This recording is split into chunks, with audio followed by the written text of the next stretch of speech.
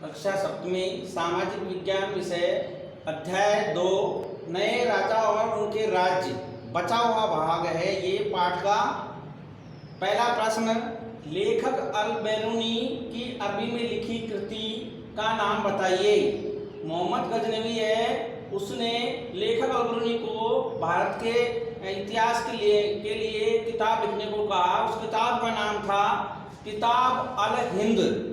किताब का नाम है अल बैरूनी की किताब का नाम किताब अल हिंद। दूसरा प्रश्न, पृथ्वीराज चौहान के मोहम्मद गोरी के साथ लड़े युद्धों के नाम बताइए। तो पृथ्वीराज चौहान तृतीय उसके साथ मोहम्मद गोरी के दो प्रमुख युद्ध हुए। इसमें प्रथम युद्ध 1191 ईस्वी में तराइन का प्रथम युद्ध कहा जाता है। इस युद्ध में पृथ्वीराज चौहान की विजयश्री हुई और विजय होने के बाद में मोहम्मद गोरी वहां से भाग गया, छोड़ दिया गया उसको। अगले वर्ष 1192 ईस्वी में तराइन के द्वितीय युद्ध में मोहम्मद गोरी और पृथ्वीराज चौहान के बीच दूसरा युद्ध हुआ और इस युद्ध में पृथ्वीराज चौहान की हार हो गई। इसके साथ ही भारत से हिंदू शासकों का समाज का कार्यकाल या शासन समाप्त हो गया। दक्षिण के राजाओं में राज जिसमें चोल वंश प्रमुख था, उसमें राज और राजेंद्र प्रथम, उसका पुत्र राजेंद्र प्रथम था। इनके द्वारा बनवाए मंदिर तो तंजावुर में और गंगईकोंड चोलपुरम में इनके प्रसिद्ध मंदिर बने हुए हैं। राजेंद्र प्रथम के बारे में तो ये भी कहा जाता है कि इसने उत्तर भारत की तरफ के बहुत सारे राजाओं को हराया और उन हारने के बाद में उनसे गंगा नदी से गढ़ों से पानी भरकर वहाँ एक दक्षिण भारत में एक तालाब खुदवाया और उसे पानी से भरवाया, गंगा नदी के पानी से भरवाया। चोल साम्राज्य में कौन सी प्रतिमाएं संसार में प्रसिद्ध हैं? तो चोल साम्राज्य में कांस्य की बनी हुई, तांबे की कांस्य की बनी हुई देवी देवताओं की प्रतिमाएं आज भी विद्यमान है, जो कि संसार भर में प्रसिद्ध है। चोल साम्राज्य में कौन सी नदी है प्रमुख थी? चोल साम्राज्य में कावेरी नदी, जिसे कि दक्षिण की गंगा के नाम से भी जाना जाता है। जैसे उत्तर भारत में गंगा नदी को पूजा जाता है, पवित्र माना जाता है, वैसे ही दक्षिण भारत में कावेरी नदी को भी पवित्र माना जाता है। तो कावेरी नदी है चोल साम्राज्य में प्रमुख नदी थी और इसके ऊपर बनाए हुए बांध, नहर आदि से वो अपनी जो किसान आदि अपनी फसलों को सिंचा करते थे।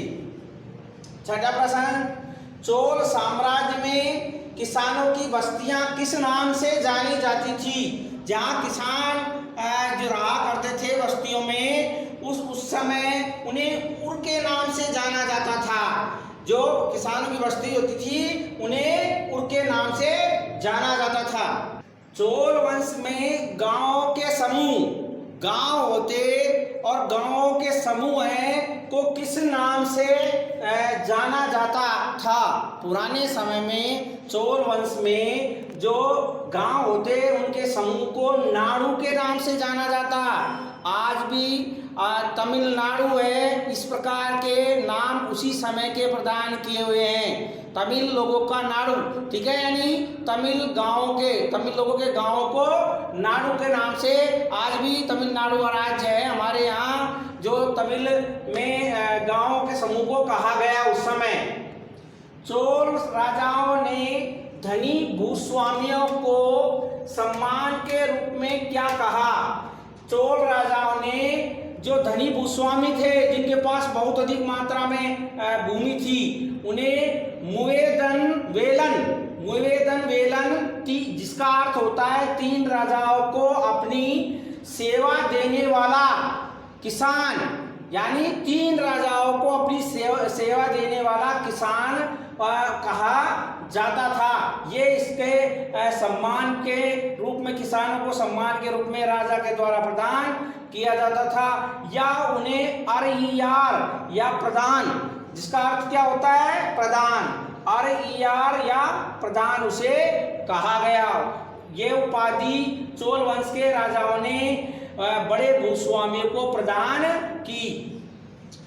नवा प्रश्न, चोल वंश में ब्राह्मणों को दान दी गई भूमि को किस नाम से जानते हैं? ब्राह्मणों को अपना जीवन गुजारने के लिए या अपना आगे के लिए भगवान की सेवा करने के लिए कुछ गांव प्रदान किए जाते, उन गांवों को ब्रह्मदेव के नाम से जाना जाता है। राजाओं ने कौन कौन सी उपाधि धारण की? राजाओं ने महाराजा धीराज, त्रिभुवन चक्रवर्ती, तीन भुवनों का स्वामी आदि इस प्रकार की जो अपनी उपाधियां धारण उन्होंने की।